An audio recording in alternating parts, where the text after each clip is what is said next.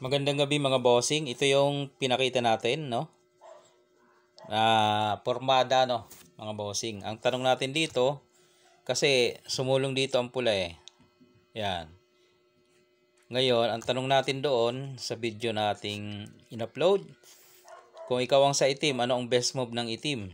Para sa'yo, anong isusulong mo dito? Ha? Para ikaw ay kahit papano tumabla, no? Marami nag-comment mga bossing, no? Nababasa naman sa comment. Ang karamihang comment is 5-1. 15-1. Tapos pababalikin. 15-1. Yan, ang karamihang comment. Tapos pababalikin. Tapos tatatluhin, dama. Yan. Yan ang karamihang comment na nakikita natin. So, ibalik ko lang Yan. So, pagsulong ng pula, itim na ang titira. Okay. Ang tanong, ano ang sulong ng itim? Ang best move. Yun na nga, ang sabi ko nga, para sa akin, mali ang sulong ng itim kung ganun ang gagawin. Yun nga, yung lalansihin, dadamahan. Bakit? May dahilan mga bossing, kaya sinabi kong mali, no? Ibig sabihin, yung mga nag-comment, so nakita natin yung kanilang ideya. Ibig sabihin, yung kanilang pagbibilang ay hindi tapos, hindi finish. Kasi doon lang natapos sa nakadama. Kailangan habaan pa natin yung pagbibilang. Kasi may mga nakatagong dyan, lanse mga boss. Sa mga hindi pa nakakaalam, kung saan nagmula ang ito, ang opening, pwede naman nating ipakita mga bossing. Pwede nating umpisahan. Okay. Umpisahan natin mga bossing kung saan niya nagsimula. Baka sabihin inano lang natin. Pinorma lang. Ayan, dyan niya nagsimula mga bossing sa opening na yan. Dito. Pumunta roon. Nagpa-atras. Yan. Doon siya. Dito ang itim. Diyan. Dito naman. Doon. Sumulong dito. Diyan siya sa gilid. Abante siya. Sumulong diyan. Umabante. Sumulong. Yan na. Pumorma na ang itim. Sumulong ang pula. Yan. Ano ang sulong ng itim? Ano ang best move? Magandang sulong dito ng itim. Ito nga yung nag-comment. Pakita natin yung mga comment na ito ang kanilang nakikitang sulong. Yan. Pakain. Pababalikin. Tatatluhin, dama. Okay. Sa unang tingin, maganda kasi nakadama ang itim. Mukhang mananalo. Yan ang unang tingin. Kaya nga sabi ko, kailangan habaan pang pagbibilang. Hindi. Akala ng itim dyan ay panalo na siya. Pero hindi. Matatalo pa siya. Bakit? May tirang ganito ang pula. Ito. Pakain. Pakain. Pakain. Dama yung pula. Ayun. Siyempre yung dama mo dyan, aalisin mo kasi ibubuka yan mamaya. Aalisin mo, lalagay mo sa dulo. Ang problema, pababalikin ka. Ayun. Captured ang dama mo. Baka ikaw pa ang matalo dito. Yung itim. Kasi itong dalawa mo, harang nitong isang dama. Yung dalawa na yan, kokontrolin naman ng dalawa. Ano sa palagay nyo mga bossing? So, ibig sabihin yung comment ng karamihan ay unfinished, hindi tapos. Kasi nung nakadama sila, tinapos na nila. Ay, okay na, dama na. Dapat, tingnan din. Pag nakadama kaya ako, baka may dyan, nakaprepare na lang siya.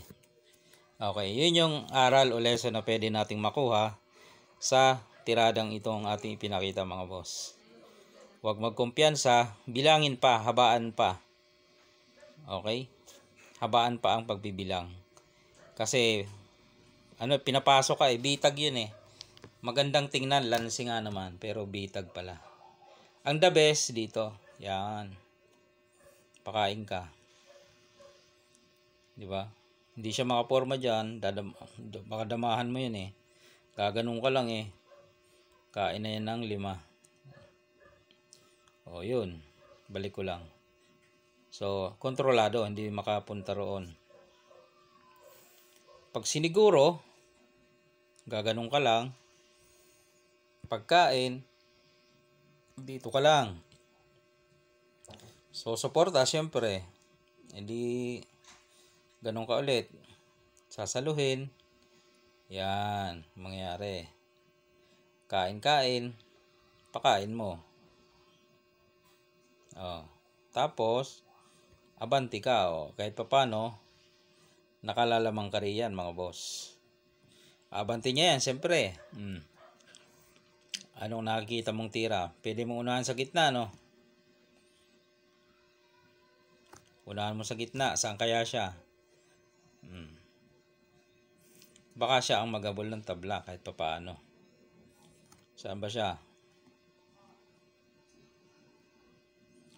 Ito, sacrifice. Maaring ganyan ang gawin yan eh. Para, yan, makatabla siya. Kaya sabi ko, ano ang best move ng itim para tumabla. Pwede ring manalo pag sumala ang tira ng itim dito, ng pula dito. Sabay ka dun eh. Saan siya kakain? Hindi naman siya kakain dito kasi abanti ka dun Malamang dito yan. Kain ka naman dito. Ayun. At least ikaw yung nakalalamang. Siya ang maghahabol ng tablahan. Gaganyan siya eh.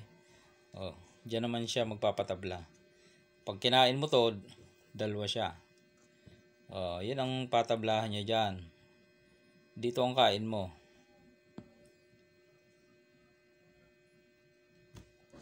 Kain siya dalawa.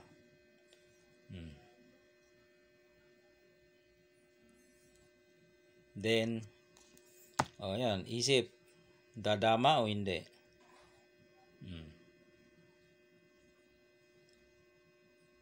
Dadama ka. Yan. Diyan na magtatablahan na yan, mga boss. Di mo, lumamang pa siya ng pyesa kahit naipit-ipit na siya. Kaya yan ay tabla. Kung makukuha yung sulong nung pula. Ang gusto ko lang dito, i-point talaga ay yung lesson na akala mo dama ka na lamang na panalo na. Yung pala mababaliktad ang sitwasyon. Kaya talagang bilangin maigi, mga bossing. Yan, tablahan na yan, mga boss. Tablahan na yan.